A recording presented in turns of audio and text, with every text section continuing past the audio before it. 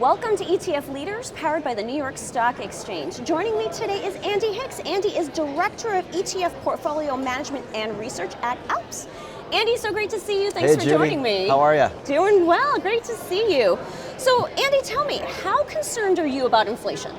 Well, I think everybody's concerned about inflation right now. You know, when you look at energy prices going through the roof, you've got the Russia-Ukraine dynamic as well. You've got China locking down some of that supply chain over in Asia.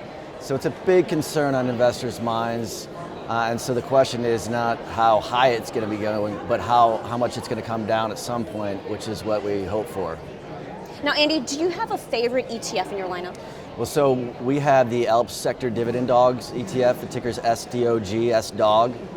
And what it does is essentially selects the 5 highest yielding stocks within each of the 10 GIC sectors, exclusive of real estate, because we feel like advisors have that carved out as a separate allocation. We didn't want to double dip. But what we do though is we equal weight those stocks. So you're essentially, when you put that against the S&P 500, you're overweight these pro-cyclical sectors like energy, materials, industrials, and those are the sectors that are really working in this inflationary environment. All right, now tell me, how are you looking at earnings right now? And so, you know, Credit Suisse just put out a nice report. These value stocks, which is what SDOG does, it selects these deep value stocks, are really poised to grow in 2022 from an earnings perspective.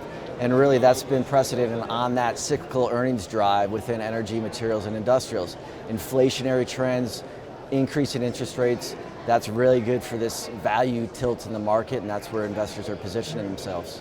All right, Andy, always great to see you. You too, Judy. Thank you.